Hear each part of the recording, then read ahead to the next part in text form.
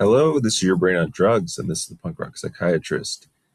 All right, so let's go ahead and get started with um, medications that will be coming out over the next few years or not, and let's learn a little bit about them.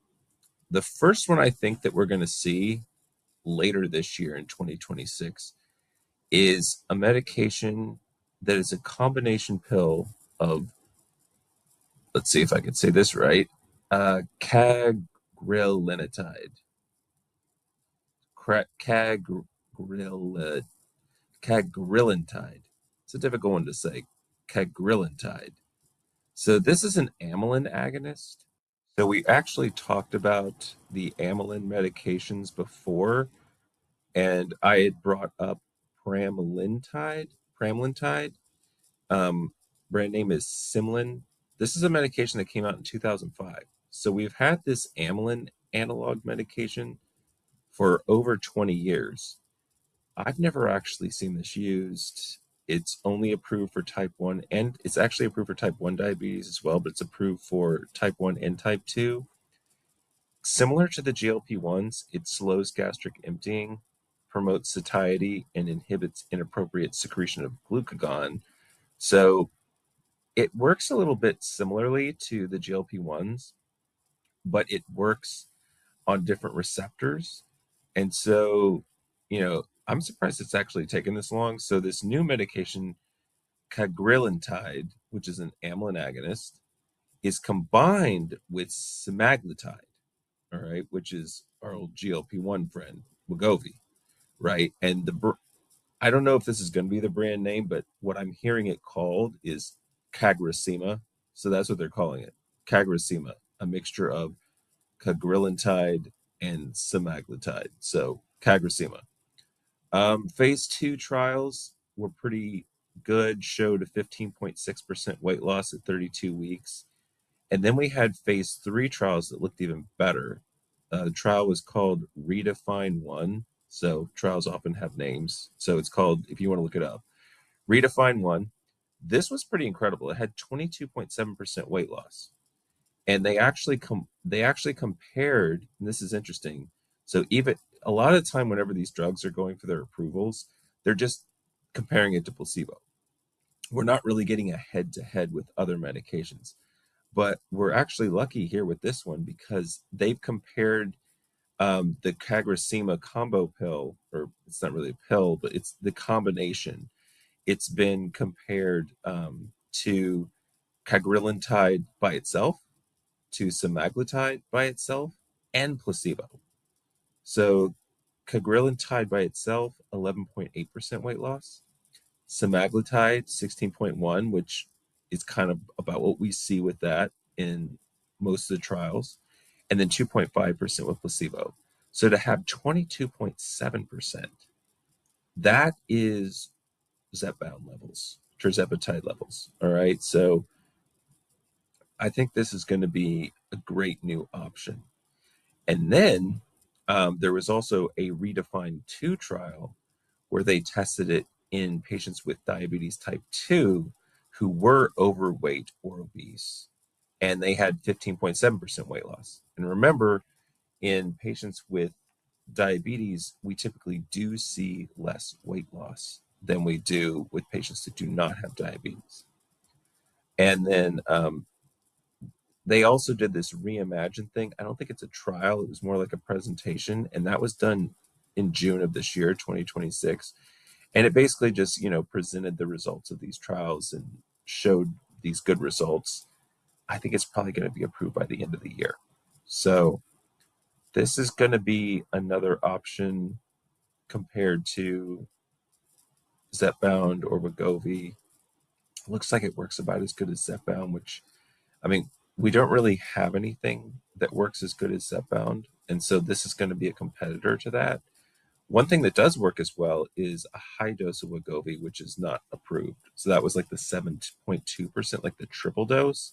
So I don't know what's going on with that, if that's going to get approved. So high dose Wegovy works about as well as Zepbound. But this one, I guess we'll have to see what doses get approved and everything. And maybe it won't get approved, who knows? But like be on the lookout for CagriSema. I think we're going to see that later this year. Next, this is one, I mean, and not a lot of people are talking about CagriSema, by the way, but this next one, retatrutide, I hear about this all the time. I use I go on a lot of, bodybuilding, weightlifting, um, YouTube channels and things, and like a lot of people are talking about this. I mean, people that are trying to lose fat for bodybuilding and things, and this is something that's available off market, pretty much illegally. There's people producing retatrutide already. You can actually order it on the black market. It sounds like it's not even that hard to get. I do not recommend that. We should wait till it gets approved and get it through legal means from a source that we know is producing the product that we think we're getting. Because when you're getting these black market products, you don't know how much is in there, what's in there. It's not controlled at all. Once again, I find it interesting that people that are afraid of the drug companies and actual drugs will have no problem taking a medication which is supposedly the same thing, but through like black market sources. Um, it's very illogical, and I don't understand why people do this. But let's learn about retatrutide because it is a really good medication. It is going to be called it's a triple G. So we had the GLP1s, and then we had the GIP added with GLP1, which is what tirzepatide or Zepbound is. So that was called a twincretin, right? We had the incretin and then the twincretin for two, and then this is the triple G because we add a GCGR agonist on here. So that's a glucagon receptor agonist. The average weight loss on this one is even better than Zepbound, 24.2% on the highest 12 milligram dose at 48 weeks, 26.5% for those that have a high BMI of 35 or greater on the 20. So if you have a higher BMI, you're getting an even larger percentage. And I haven't seen this statistic reported on any of the other medications up to date. So if you're, for patients that need it even more, they're actually getting even, not just more weight loss, but a larger percentage, 26.5. And then they actually even broke out females. And females seem to respond even better at 28.5%. Now, I don't know if we've had appropriate studies with other medications looking at these subgroups, but I mean, we're talking up to 30% weight loss on average, which means half of folks are getting more than that. Half are getting less and half are getting more because it's the average. So this is at 48 weeks. And the thing is, it was still trending up. So the trend was like going up when it reached 48 weeks when the trial ended. So like it could be even higher. All right. There's also phase 3 trials on type 2 diabetes, metabolic associated steatotic liver disease, and obesity. And they've looked at a whole bunch of other stuff with other metabolic factors, which is absolutely incredible. 70% reduction in knee arthritis pain, 60% reduction in obstructive sleep apnea. Now remember, tirzepatide's approved for this, and it's got about 50%. Semaglutide's not approved for sleep apnea and is around 40%. In the data that we have, semaglutide, Wegovy is about a 40% reduction in sleep apnea. Zepbound about 50%, but this one's showing 60%. All right. We're seeing about 11 to 12 point drop in systolic blood pressure. That's the upper number.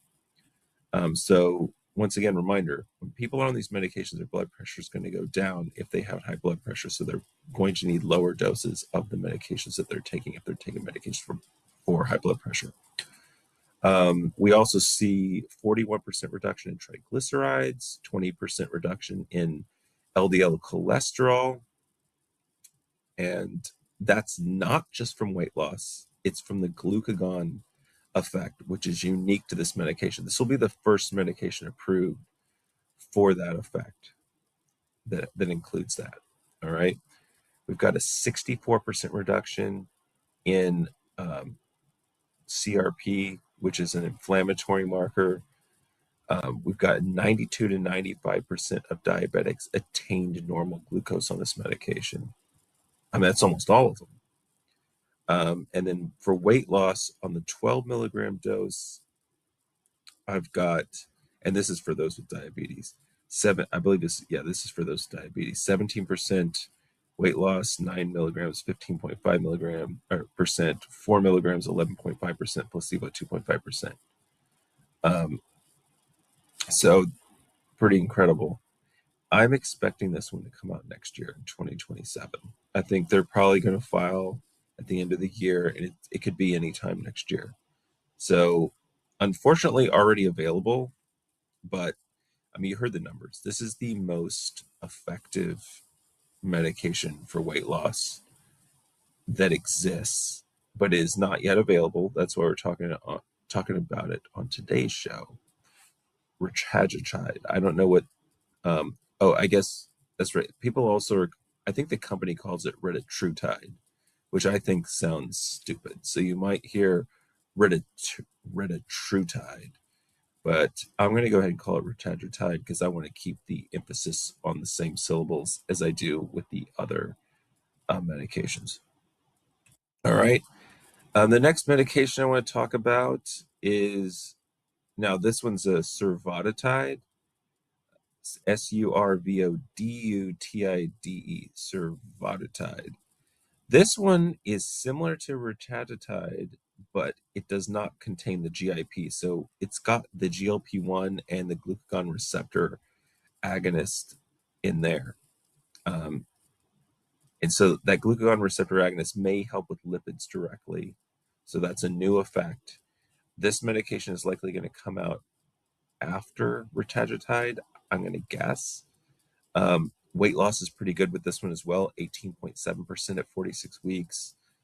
Phase 2 trials for metabolic associated steatohepatitis and liver fibrosis showed a 62% improvement versus 13% for placebo, as well as a 34% reduction in visceral fat. I don't know that we have these kinds of numbers on other medications, so I can't necessarily say that this one is better at that.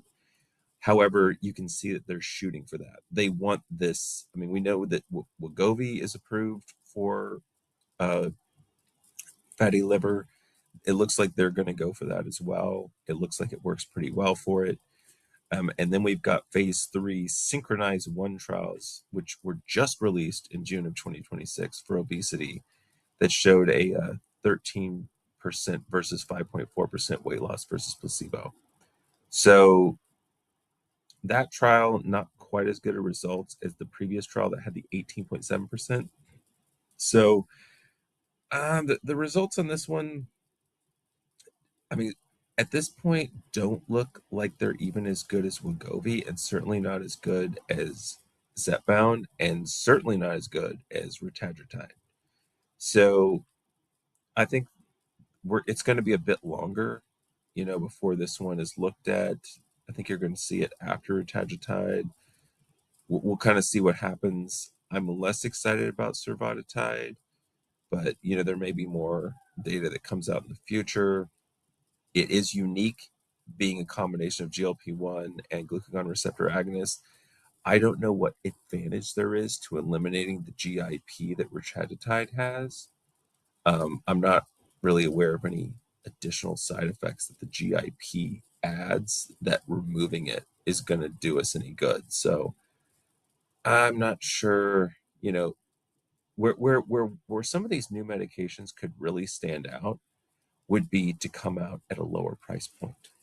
That, to me, like, if you're listening out there, drug companies, if you want to sell your product, you're going to have to lower your price, because if your results are not as good as what's out there now, and what's out there now is more expensive, the one thing you could compete on would be a lower price.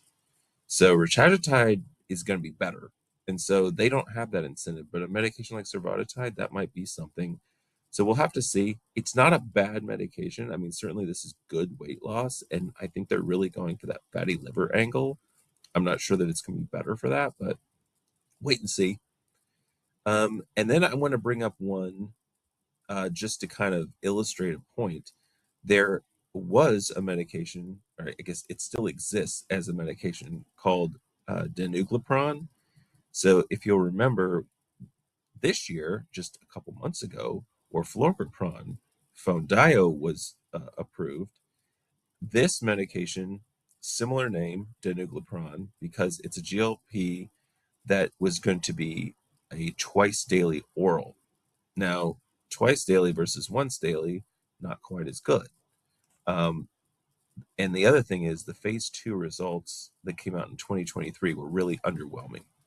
Only an 8 to 13% weight loss beyond placebo, which is actually pretty good, but it doesn't compete with the other things that are out there. And that would be my concern with survodutide.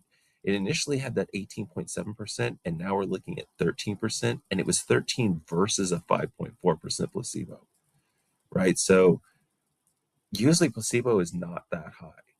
So when you're looking at kind of how much more it is than placebo, it's like 7.5% more, the survodutide. So those results just came out, and I don't know. I think those are so underwhelming. It may sink that medication. That's kind of what happened with danuglipron. These the results, though good, don't outperform everything else new that's come out there. And so the company was going to pivot, try to do a once daily, and I just checked, and like a year ago, I didn't notice this until today because no one had mentioned it, and I hadn't run across it in our podcast yet. But April 2025, they actually announced that they're dropping it, and they gave some sort of excuse, like one patient got some sort of liver issue and it stopped when they stopped the medication. But I'm telling you, it's the fact that the results were underwhelming. They weren't going to be able to sell this. They didn't want to sink any more money into it. It wasn't going to be able to, um, and especially since orforglipron one works better. I mean, you get pretty decent weight loss with that one, and it's an oral medication. And now we have oral Wegovy as well. And then this was a twice daily at the time, and so it just couldn't compete. And then we have this potential liver issue, which is, this is why you have to go through the FDA approval process, right? All these people that are taking retatrutide off market right now, it's not approved yet. Something may come out that like shows that it's dangerous. You hear people say, "Oh, I don't want to use this yet," or like, "I'm afraid of the COVID vaccine. And there's not enough research, hasn't been out long enough," and stuff like this. Yet these same people will then use these medications like peptides. These are all peptides, but there's other peptides going on out there, and they're perfectly fine to use these. But then the stuff that's actually FDA approved, they think there's some sort of conspiracy against it.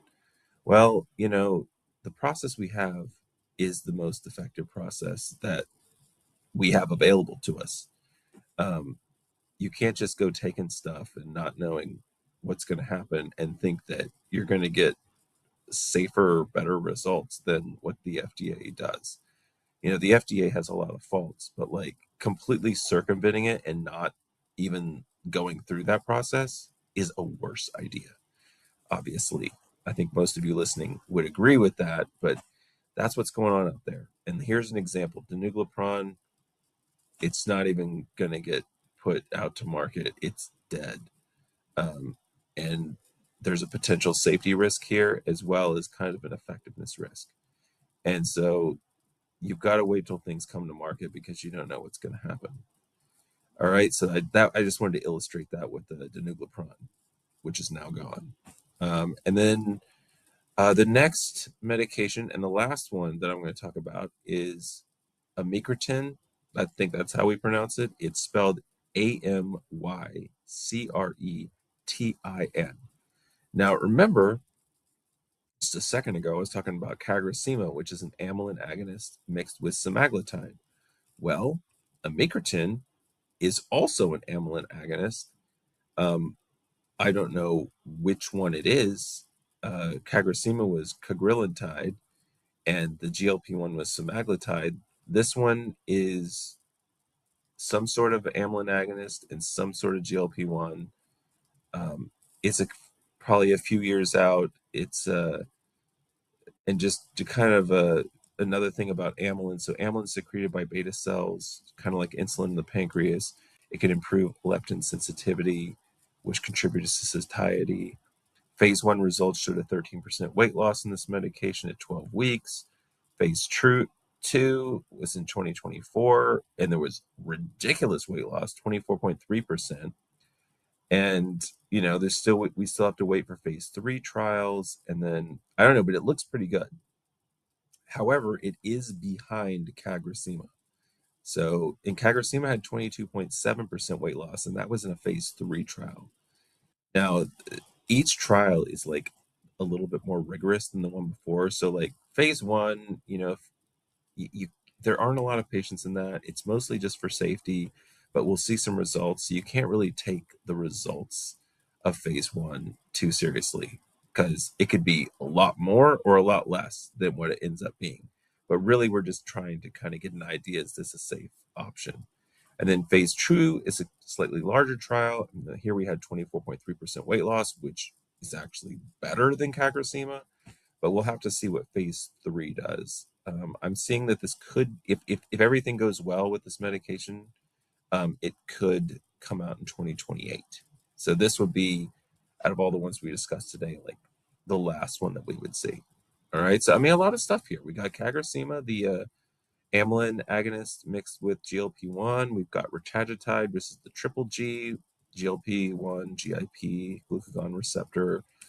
And then we've got survodutide, which is GLP-1 and glucagon receptor. And then we've got danuglipron, which is DED, and amycretin, which is a GLP-1 and amylin agonist. So those are on the horizon. And the good news is a lot of these are even better than what we have now. And we're going to have more options. And hopefully with more options, we're going to get lower prices. All right. And then I kind of wanted to just wrap up the approved GLP medications, just to kind of do a quick side-by-side comparison. So first we have Saxenda, liraglutide. It's the least effective, though it's more effective than every other medication that came out before it, including like Qsymia, Contrave, phentermine, all those. And then I'm gonna walk you through a little bit of the approval process here after in a second. But in that in my example insurance company approval process, this one is actually now a lot harder to prescribe. So it's like they don't want us giving people Saxenda anymore. They prefer us to go with Wegovy and Zepbound. All right. Um, one good point is it's got the more flexible dosing. It titrated. You can increase the dose faster. It's a weekly titration versus a monthly.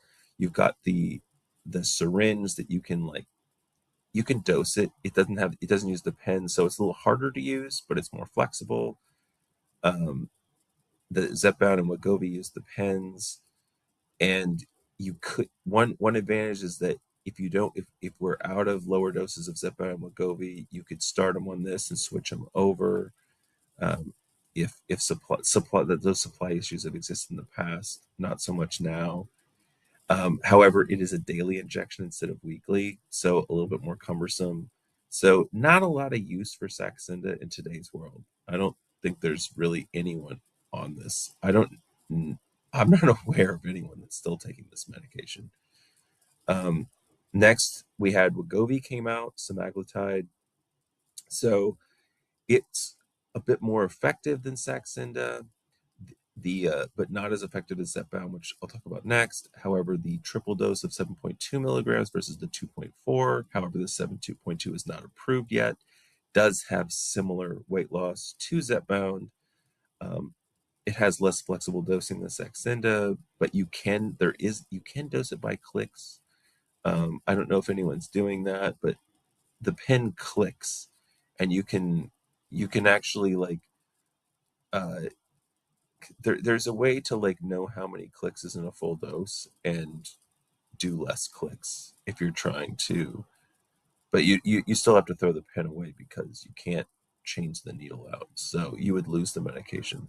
So if you're looking for an in-between dose, it may be an option. It's became the first medication to be GLP-1 to be available as an oral. So we have it's also called Wegovy, but it's kind of Wegovy PO, PO meaning per os or by mouth. So it's still called Wegovy, but it's the oral version of Wegovy. That was the first oral GLP-1 available, and it's approved for those 12 and up. So available for um, younger people as well. This is like your only option for a GLP-1 for weight loss anyway. The other ones, you have to be an adult. And I'm going to talk about that after I finish this, which medications are available for kids. So next we had Zepbound come out. It shows the most weight loss, the best tolerance, so it's has the least amount of side effects. It does contain that warning about making oral contraceptives less effective and to use other protection for a month after a change in dose. However, I would probably apply that to all of them because I don't understand why Zepbound would be special in that. Um, there could be flexible dosing. It does have the pens. Vials have been available. I don't know if they still are. I think they mainly made that available so that because they couldn't produce enough of the pens. So I'm not sure if those vials are still an option. And it's only approved for those 18 and up. So they I don't know what they're waiting for. They have not. Wegovy has cornered the market for kids, and Zepbound, I don't know what's going on with them about they're not jumping in on that market. And then our latest GLP-1, Foundayo or Florgapron, is the second oral GLP-1. And the only real difference between this and Wegovy is that you don't have to take it on an empty stomach or with water. But there's really no other benefits to it. I wish they would price it lower. Um, it's not really the effectiveness is not different. The tolerance is not different. There's nothing really different about it other than this, not needing to take it with water and on an empty stomach. So like as far as I'm concerned, I don't know what use Foundayo is. I mean, just use oral Wegovy. Um, that's what I would do. All right. Now I just want to go over kind of which medications are approved in kids, and we're going to go by age. All right. So for those 2 and up, so some of these medications are actually approved in kids as young as 2. Um, Dextroamphetamine, which is Adderall, is approved, but only in a specific condition, secondary to a hypothalamic pituitary dysfunction, from tumors or other organic brain disorders.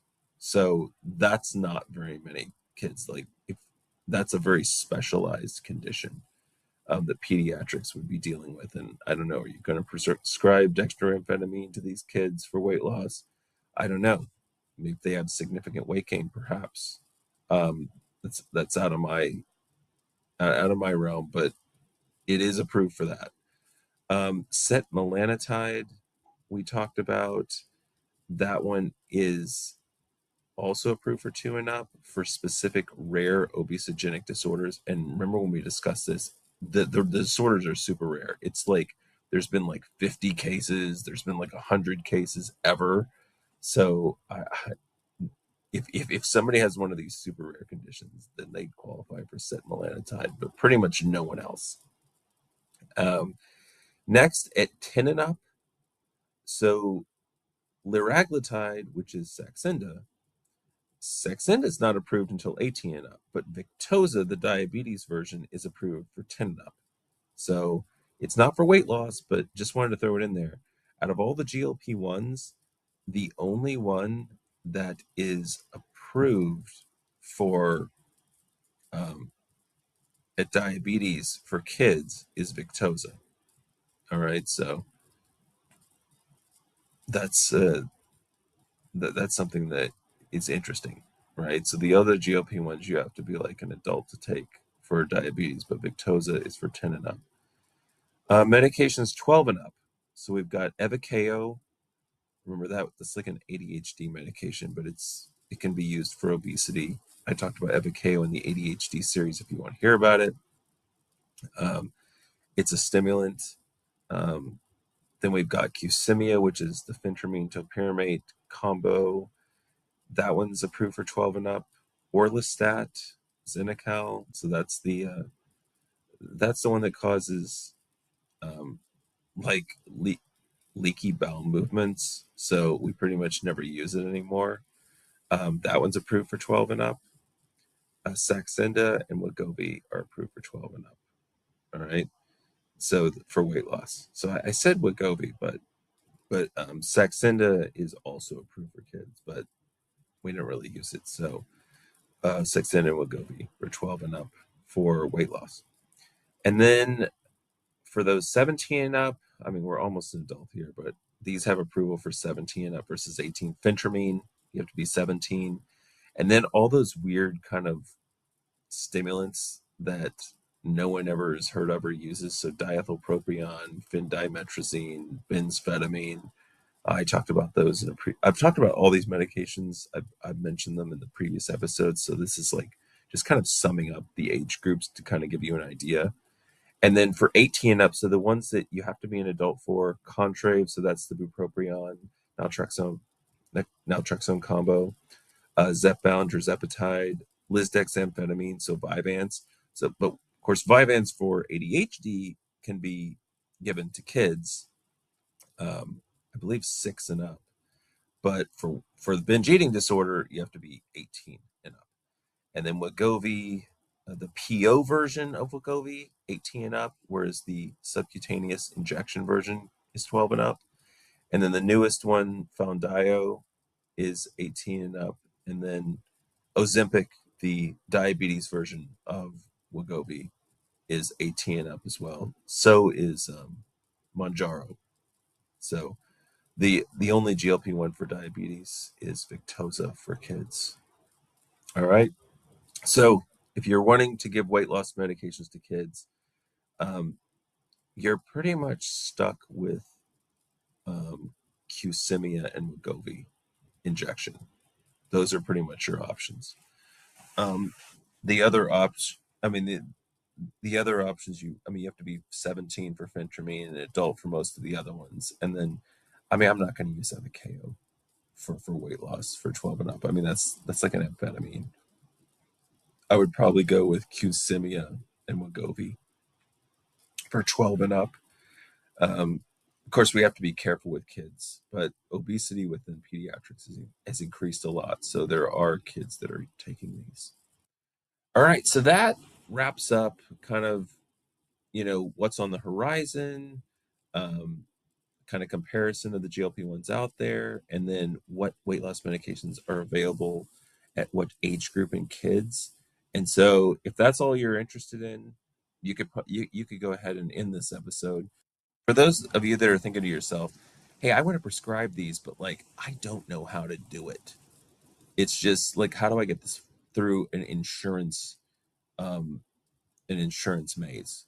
So I'm going to run through this really fast because it's kind of dry, but I just want to give it to you as kind of an example of this is the insurance that I've worked within in the military.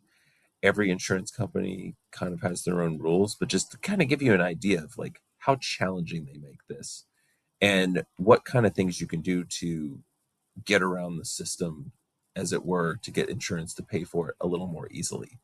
Because in a lot of cases, patients just end up paying out of pocket for this because it's just too hard because for their physicians to go through this whole rigmarole. And then what happens is patients that need it most don't get it because they can't afford it, even if there's coupons available. Even if it's only a few $100s a month, they can't. And so um, the first thing I wanted to go over was just like how much they change um, the rules.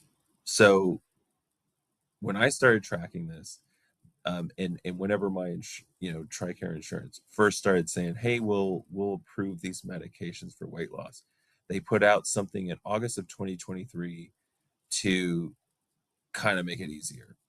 They lowered the age on some of these medications to 12. They dropped the requirement to be enrolled in a service-specific health program. Um, Contrave um, used to require bensphetamine, diethylpropion, and phendimetrazine, and they got rid of that requirement. I mean, no one was going to take all three of those plus all the other junk. And then Saxenda and Wegovy, they dropped the requirement to take orlistat. So and then if you were under 18, all you had to take was Qsymia. So like those are all the changes they made. And then literally a year later in 2024, they changed a whole bunch more stuff. So they made it easier actually. So for Contrave, Qsymia, Wegovy, and Zepbound, they said you only require a trial of phentermine, benphetamine, diethylpropion, or phendimetrazine. Um, and then Qsymia, that they then made a contraindication to phentermine. If you had a contraindication for phentermine, you also could apply that to Qsymia to be able to skip it in the algorithm. And then Ozempic and Mounjaro, they used to require gelaglutide, and then they took that out. And then Saxenda and Xenical, they then now made you have to trial everything. So it's like, oh, we don't want you taking these. We don't want to pay for these. We don't want to deal with these. So now you have to try everything to take these. And then they made the prior authorization that you had to submit expire every year, and you had to resubmit it rather than 4 to 6 months, because previously it'd been 4 to 6 months. So they basically made it way easier in August of 2024. Then a year later, all right, August 2025, they now make it harder again. They're like, oh, we made it too easy, and people are actually prescribing this, and it's costing us a lot of money. So now we're going to make it hard again. So they then made it to where they would only pay for it for active duty service members and their family members, and everyone else that was covered, like civilians and contractors and anyone working overseas and retirees. They said, now you can't get it for all these medications. And so what are these people's options now? Like they won't pay for it at all for them now, right? So um, you could take Vyvanse for binge eating disorder. You could take topiramate off label. You could take metformin off label. You could take bupropion off label, and you could take naltrexone off label. And so you could basically make Contrave, and you could take topiramate. Phentermine was also removed. Like you all that they even made it to where it was like you basically couldn't take anything that was approved for weight loss. If it had an approval for weight loss, you had to be active duty or dependent. Um, and so your only option at this point is to go off label on one of these other medications, or you could do Vyvanse for binge eating disorder. And so, I mean, a lot of people that have obesity qualify for a diagnosis of binge eating disorder, and I mean, it becomes one of their only options. However, for those with a BMI of 27 or greater, they actually added new comorbidities. So if you're 30 and up, you're approved. But if you're 27 BMI and up, you have to have diabetes type 2 or insulin glucose tolerance, which actually the requirements for glucose intolerance and diabetes type 2 are totally different. And so you could actually qualify for one of those if you didn't have the other one. Sleep apnea, osteoarthritis, metabolic syndrome, dyslipidemia, hypertension, MASH, cardiovascular disease with a history of stroke, MI, or peripheral artery disease. And so basically, if you had any of these comorbidities and a BMI of 27 or greater, they actually made it easier to get it. And then even though the FDA had an approval for Wegovy for metabolic associated steatohepatitis, with no BMI requirements, the insurance company did not care. You have to have a BMI of 27 to get the Wegovy. It doesn't matter if you had these steatohepatitis or not. And then Zepbound got approved for obstructive sleep apnea around this time. So if you had a BMI of 30 or greater and sleep apnea, you could skip phentermine in the algorithm, because normally you have to go to phentermine first. So if you had sleep apnea, you could skip phentermine. And then the Saxenda, the requirement for Contrave was removed. So like they keep going back and forth on this stuff. And then the newest one, January of this year, a few months later they changed it again, and they changed. Qsymia now you have to have more weight reduction than you did before to be able to continue taking it. Contrave had the contraindication for uncontrolled hypertension removed. Saxenda had Contrave taken off, and then it was added back that you had to try Contrave to get to Saxenda.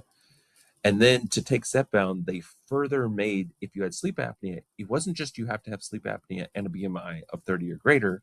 You had to have your apnea hypopnea index had to be 15 or greater in order to qualify for that under the sleep apnea. And so they just and then for Vyvanse, they said that you had to address a service-specific binge eating disorder policy. And so it's you can see they just keep changing it, and it's like doctors are not going to keep up with this stuff, right? It's just too difficult.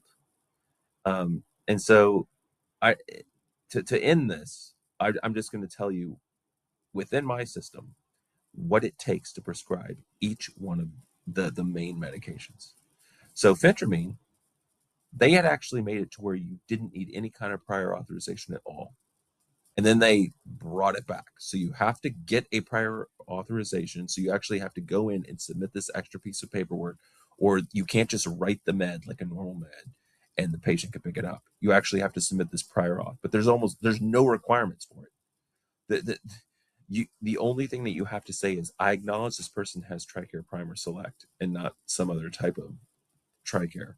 That's all you have to do, is just check that box, that I acknowledge that they have this insurance. I mean, it wouldn't pay for it if they didn't anyway, but if they're just trying to make another hurdle in there to prevent you from prescribing the medication. But these are the things that I would keep in mind when you're prescribing phentermine. So to get it approved, you just need to check that box, but you have to actually go in, log in, do this form. You have to log into this website. You have to put in for the prior auth. It has to be approved. They can't necessarily pick up the medication right away. It makes everything more challenging. But I mean, you need to be 17 and up. You need to have a BMI of 30 or greater, or 27 or greater with a comorbidity. And they need to have at least tried lifestyle modification. And then your contraindications are pregnancy, coronary artery disease, arrhythmias, heart failure, stroke, uncontrolled hypertension, hyperthyroidism. So if you have any of those things, you can skip phentermine. Don't use it, because those are contraindications. To prescribe Wegovy or Zepbound, they have the exact same requirements. So 12 and up for Wegovy, 18 and up for Zepbound. For kids, you have to be in the 95th percentile of BMI or greater. For adults, 30 and up, or BMI of 27 and up with a comorbidity. If you have sleep apnea, you don't have to do the phentermine, but you have to have an AHI of 15, which I just mentioned before. So after that, you have to have tried phentermine, and typically it's a 12-week trial with you didn't have 5% weight loss. And so I just wonder, like, if you have like 5 or 6% weight loss, that's like not enough. I mean, I would consider that a failed trial, but they're basically saying 12 weeks with less than 5% weight loss in phentermine. So, I mean, technically you're not supposed to prescribe it if phentermine worked by you having what's basically a placebo amount of weight loss. You have to trial lifestyle modification for 6 months, non-pregnant.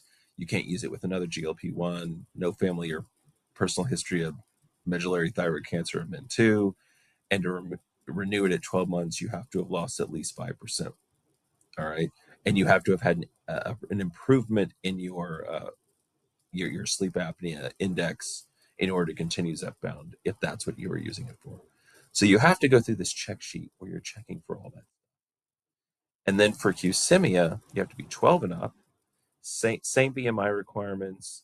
You have to have tried phentermine or one of the other weird stimulants. Same thing, 12 weeks, less than 5% weight loss. You have to try the lifestyle modification. You have to do the RIMS requirement. Remember with that, the RIMS. So the CagriSema has very similar requirements to Wegovy and Zepbound. And because you don't have to try CagriSema before you try Wegovy or Zepbound, you used to have to do phentermine and then CagriSema and then Wegovy or Zepbound, but now we can skip CagriSema.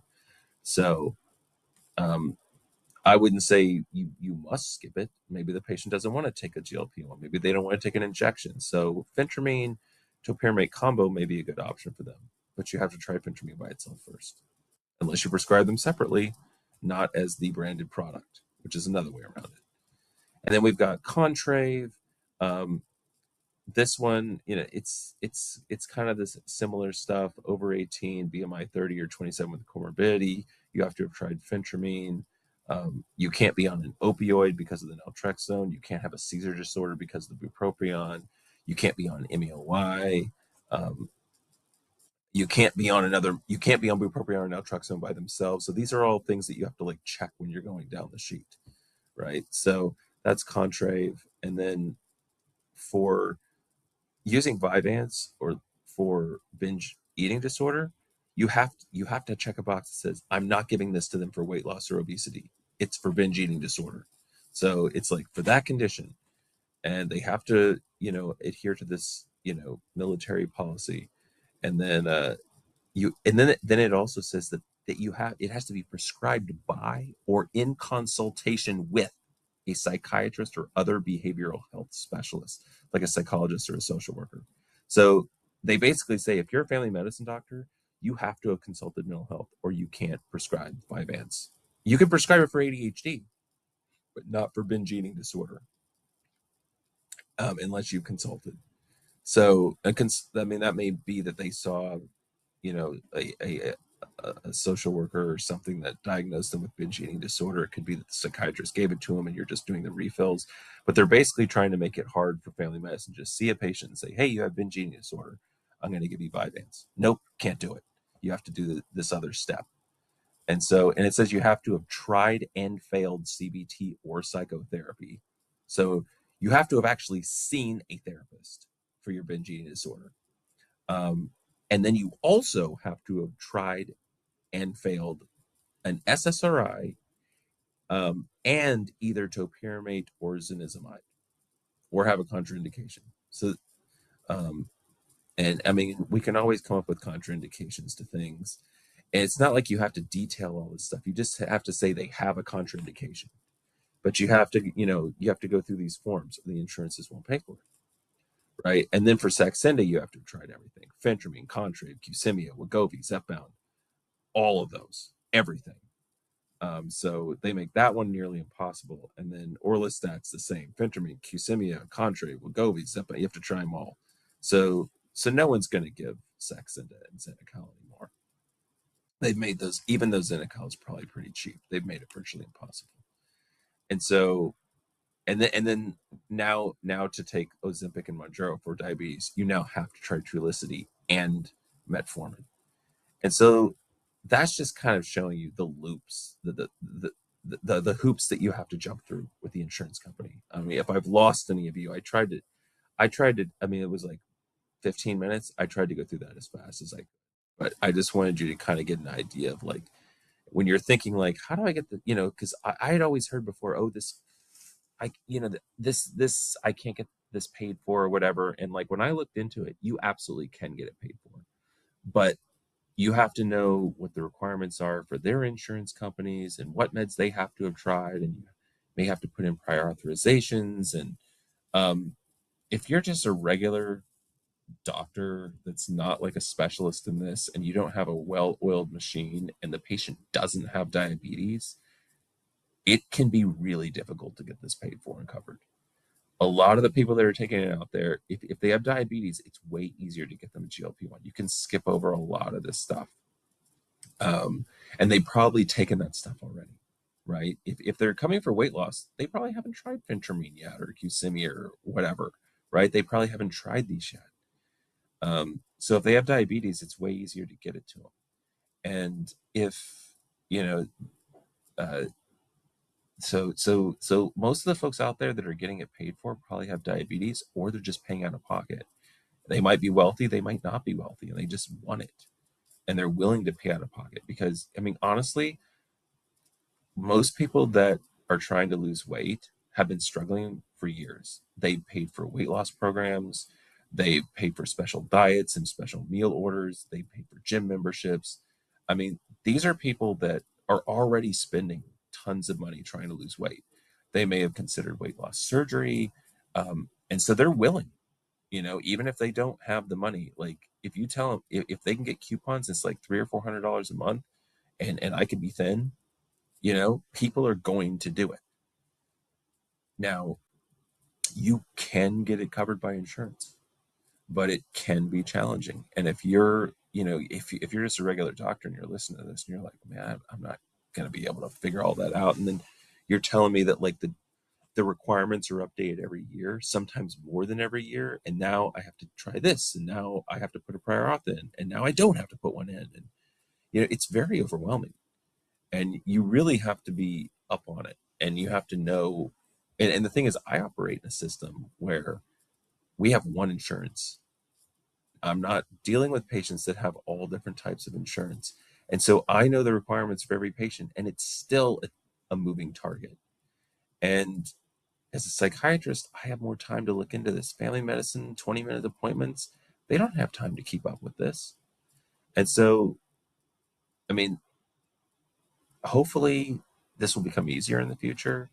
Hopefully we can get this covered. I mean, obesity is the most prevalent disease in the United States and in many countries.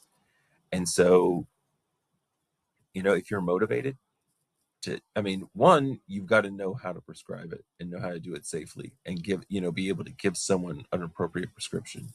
And then hopefully you can help them get it paid for. Because, I mean, the people that need it the most, I mean, I see people walking around all the time. I think, man, there's so many people that could use a GLP-1, and like so many of them just can't afford it. And the good news is that Medicare and Medicaid are now, there is a way to get it covered that just started in July of 2026, which is another insurance carrier that you have to deal with. And so these things are a real challenge.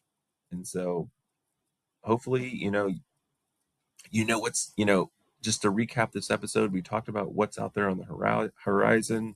We talked about like specifically with kids, we compared the GLP-1s that are approved, and then we went through this really boring insurance coverage details that, if you're serious about treating this illness, you'll, have to stay up to speed on. But I hope you enjoyed this episode. Probably going to have one more episode on obesity where I wrap up some procedures, like surgery, and also something called lipedema. So just like two more tiny topics just to kind of round out the whole obesity thing. And this season will be a wrap. So I want to thank you so much for joining me today, and I will see you next time.